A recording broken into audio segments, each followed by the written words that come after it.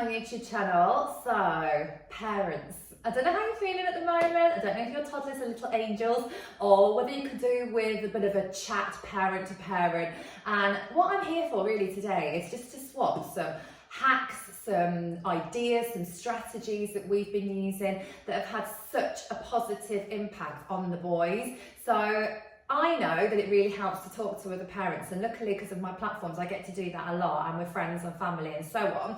But I just wanted to make this video so we could have a little chat about it and yeah, just share any advice, any tips, any ideas that we might have. So I do want to say a big thank you to Whirli. Whirli are actually sponsoring this video today. You wait until you find out about this service. I'm going to talk about it a bit more in a minute, but it is brilliant. So let's get straight in to the first parenting tip.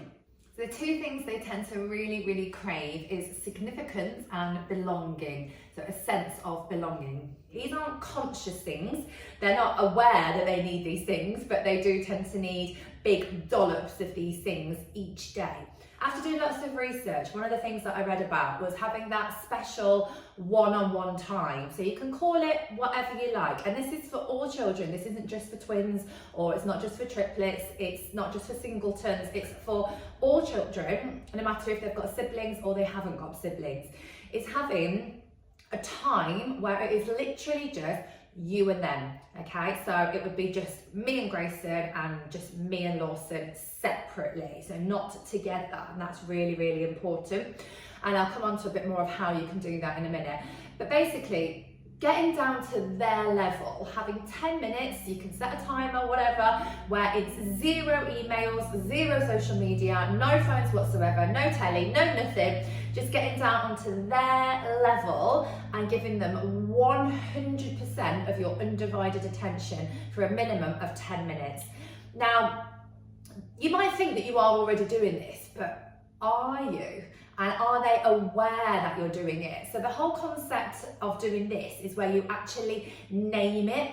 So you would call it like Grayson and Mummy's special time, Lawson and Mummy's special time, or you can call it, I don't know, 100% attention time, or this is your time, our time, whatever you want to call it. That 10 minutes, they need to know that, right, we're going to have our special time now, our 10 minutes. But what would you like to do? So actually letting them decide what they would like to play with, what they would like to do during that 10 minutes. So this can be at home. If you've got siblings, then it's trying to find something to keep the other one occupied and making sure that they know that this is your special time with their brother or their sister. And the same goes for twins, and it is doable. I've been doing it and it really makes a difference. They love it. And once the time is finished, because obviously I know we've all got chores to do, work emails, etc, that's normal life, and you know, that's fine. But when it's actually finished, it's acknowledging, right, that was our special time now, I hope you really enjoyed it.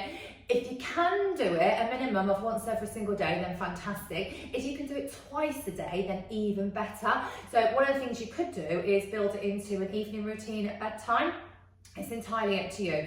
Ideally, once per day, wherever you can. The benefits of this are that they feel extremely significant. They've got that special time. They feel like they've been recognised. They feel special, and they feel heard, seen, listened to. And these are really important things for children to feel. So I don't know about you, but we're getting quite a collection of toys, and they take up a lot of space. It's not necessarily that great for the environment, and it just feels like there's just clutter everywhere. And they'll play with something for like 5 minutes, and then sometimes they'll totally lose their interest with it. I mean, one product I could think of in particular that we bought, a toy, cost a lot of money, and they don't play with it, and it's massive. It gets in the way all the time. So it was a bit of a mistake, really. When Whirli got in touch with me and asked me if I'd like to try out their service, I thought, what a brilliant concept. So basically, this is a toy swapping service. It's a simple idea, but it's just brilliant. So you subscribe per month, and it's up to you. It starts from $9.99 per month, and you can cancel it at any time. And basically, you go on the website, and there's lists and lists of different toys that you can choose from. It's very easy to filter it out. You can choose what age group, what type of category you're looking for. And then basically you choose whatever toys that you'd like to play with, or whatever toys your children would like to play with. They get posted out to you, and then you play with them, and then once you decide that you'd like to swap them again, you just swap them again. So if you get it and they're like, nah, not really that interested, then you can just send it and swap it back for something else. If you really enjoy playing with it, then you can keep it for as long as you'd like until you're ready to swap it again.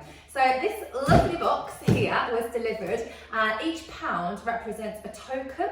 So each toy has a token value that you get to spend depending on what subscription you sign up for. So the toys come, and I'll show you an unboxing video next to this one. But the toys come in this big box, and then they come in these bags, and they all get thoroughly cleaned. They're all checked to make sure they're in full working order. And it just gives your children the opportunity to try different things, to work out what they actually like. But even better for you guys, you then haven't got the clutter and loads and loads and loads of different toys. You get to figure out what they do actually like, so you're not wasting loads of money, you're actually saving money by just swapping them once they're bored of them and changing them for different types of toys. It is so clever. And then obviously then, by using a swapping service instead of shopping all the time for new products and new toys, it's meaning that less things are ending up in landfills as well. So, you know, it can only be a good thing. I'm going to show you a clip of us opening the box. The boys actually sat down with me and we chose all the different toys together. And as you can tell, they were very excited and they loved playing with them. A few in particular were definitely the most popular, so I think we'll be keeping those for a little while longer. Yeah. What's in here? Mummy. Yeah. Go sit in here. Are you being back? What is in the box?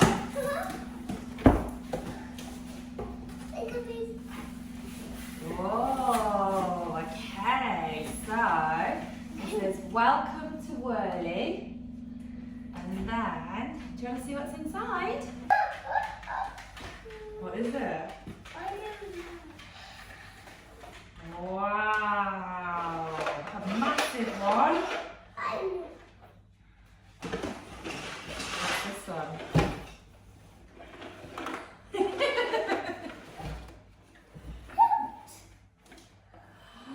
It's a laptop. It's your own computer.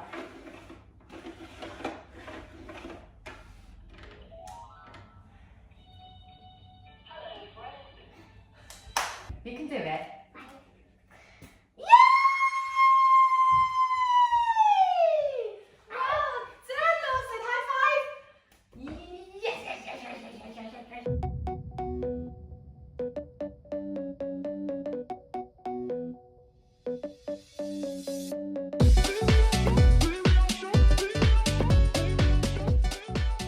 So you get so much choice. There's toys on there I've never even heard of or never even seen before. So it's really opened my eyes to how much better swapping is than shopping. The great news as well is I've actually got a discount code for you. So yes, it's already a fantastic way of saving money, but I can get you an extra 30% off if you use the code Nikki30. So make sure when you go and check out their website, which I'll link underneath this video, you type that promotional code in and just give you an extra 30% off. Again, might sound really simple, but it's not always easy to do, and that is keeping calm. So trying to speak in a calm tone, slowly, not too shouty, trying to create a really positive, calm environment. Now, this is not easy.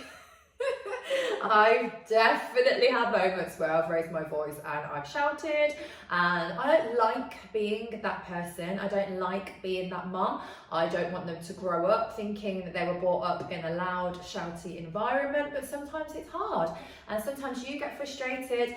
And with toddlers, they're not misbehaving, they're just trying to communicate. It's trying to put yourself in their shoes and getting into their world. Like, to the little children, we're everything. We're like these big giants that, you know, have all this say, whereas they want power too, but it's trying to give it to them in the right way. So misbehaviour isn't normally the problem, it's normally the symptom of something else. So whether they're not getting enough significance, whether they're not feeling like they belong enough, whether they're not feeling like they're getting enough attention, power, whatever, it's normally a symptom of something else. So if they're growing up in a really shouty environment, what do you think they're going to learn from that? They're going to be learning that that's how you deal with emotions, that you shout about it. They could potentially then mirror you, and also it's just not a very nice environment. So a couple of little tips. The pause tip is the easiest one. So just to step back a minute, pause and wait before you react. Or trying to speak with a smile. So I don't know if you've ever tried to shout at someone or tell someone off when you're smiling, but it's actually really hard. Or just reminding yourself that they're just these little humans that, you know, they're relying on us to teach them how to deal with these big emotions. And then finally, if you really need to, you could also post just sticky notes everywhere just to remind you to be calm. You can do some meditation in the morning. You can set reminders of your phone. Breathe, try and be calm today. Try not to be the shouty parent. And honestly, that can make a huge, huge difference to your whole environment. It can make you feel happier and make them feel happier. Something that I'm going to talk about next is the fact that the children are often very much more capable of doing things than what we think they are. So particularly for Grayson, obviously I've got twins, so they're different personalities. Grayson likes to be very independent. He likes to have control, and he likes to, like, for example, in the morning, he gets his own milk out of the fridge, and then he wants to unscrew it himself. He wants to pour it into the cereal. Yes, we have accidents, and again, you know, it's not trying to shout at them for that, because if you dropped your phone, or, you know, if you accidentally spilt some milk, how would you feel if someone shouted at you? You know, it was an accident. These things happen. So having that independence and giving them more control can make a massive difference. Choice, you know, letting them decide, right, do you want Cocoa Pops or what cereal would you like today? And letting them choose and make decisions for themselves throughout the day. Also, this is just a really simple, little subtle change, but it can make a really big difference. Rather than saying, don't do this, so don't run, okay? The first thing you think about is the fact that you want to run. Don't push your brother, another thing that you might say. Or don't drop that. Or, you know, there's all these things that we say, don't do this, don't do that, don't do this. I don't know if you've ever thought about how you feel when someone is constantly saying, don't do this, don't do that, don't do this, don't do that. It can be actually quite confusing, and you're like, oh, what am I supposed to be doing then? So they're concentrating on the thing that you're telling them not to do, rather than getting a solution, rather than being told what is the positive action. So again, it's quite a negative way of speaking to people, not just children. So try just making a switch. If you catch yourself saying things like, don't run, a better way of saying that would be, can you please walk? Can you make sure that you walk nice and slowly to be safe? You know, or can you be really kind to your brother and share that toy? So not, don't take that toy off your brother. Can you be kind to your brother and share that toy? Or please be kind to your brother and share that toy.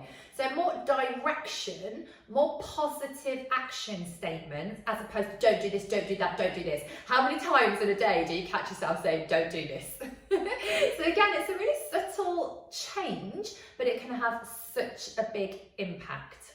How many times can a toddler ask for the same thing? Oh my gosh.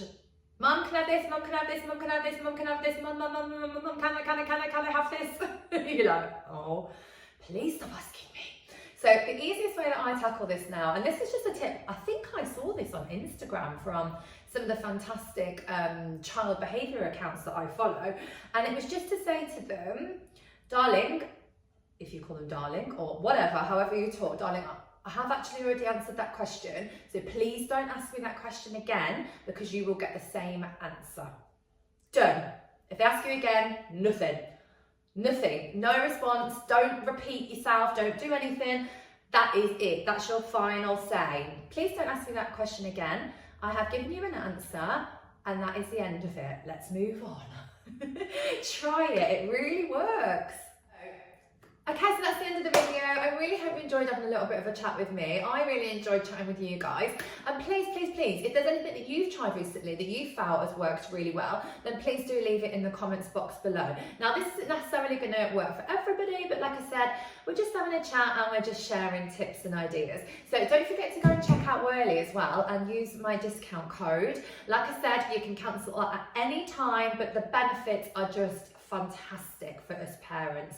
So I'll see you soon. Thank you so much for watching. Bye guys.